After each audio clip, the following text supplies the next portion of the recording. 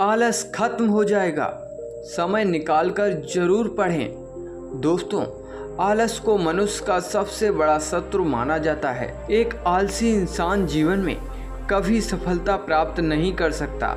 ये कहानी आलस्य की बुरी आदत को छोड़ने और आपको स्वाधीन बनाने के लिए है। कृपया इसे पूरा सुने। एक समय की बात है, एक गांव में एक किसान रहता था।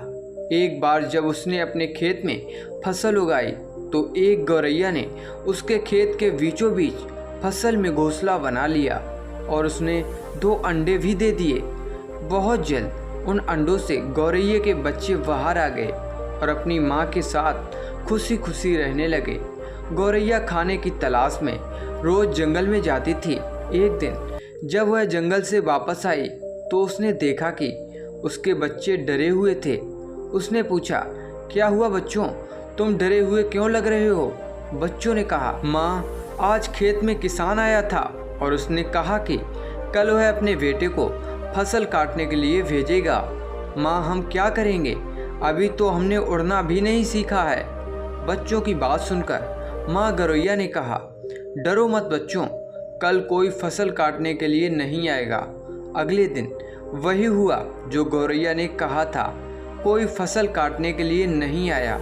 बहुत दिन ऐसे ही गुजर गए, लेकिन कोई फसल काटने नहीं आया। सब कुछ अच्छा चल रहा था और गौरैया के बच्चे बहुत खुश थे। एक दिन जब गौरैया जंगल से वापस आई तब उसके बच्चे फिर से डरे हुए थे।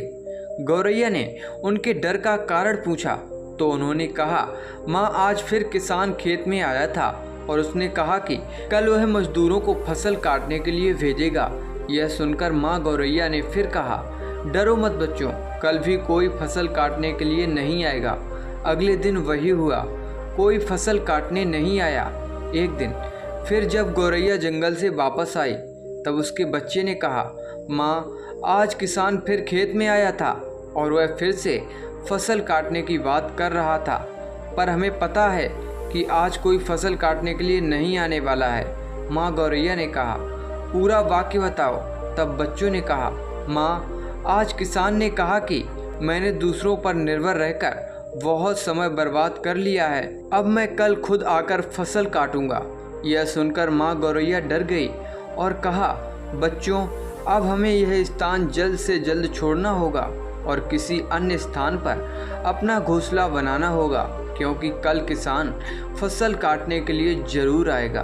बच्चों ने कहा, माँ, पर किसान ने ऐसा कई बार कहा है, लेकिन हर बार कोई भी फसल काटने के लिए नहीं आया है। आप इतने सुनिश्चित कैसे हो कि कल किसान फसल काटने के लिए जरूर आएगा?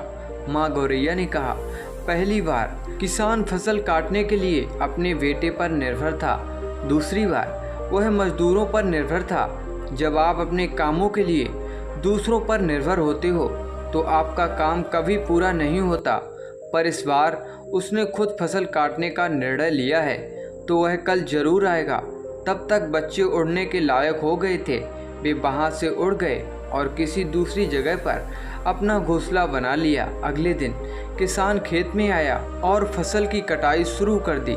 दोस्तों, जो इंसान हमेशा दूसरों पर निर्भर रहता है उसका काम कभी पूरा नहीं होता। वास्तव में वह आलसी इंसान होता है और ऐसा इंसान तिरस्कृत ही होता है। इसका मतलब यह नहीं है कि हमें दूसरों की सहायता नहीं लेनी चाहिए। दूसरों से सहायता लेने में कोई बुराई नहीं है, पर दूसरों पर निर्भर हो जाना गलत है। यदि आप अपने कामों को अच्छी तरह और निश्चित समय पर पूर्ण करना चाहते हैं तो उचित रहेगा कि आप उसे स्वयं ही करें। अपना काम स्वयं करने की आदत आपको स्वाभिमानी बनाती है और एक स्वाभिमानी व्यक्ति का सम्मान पूरा समाज करता है।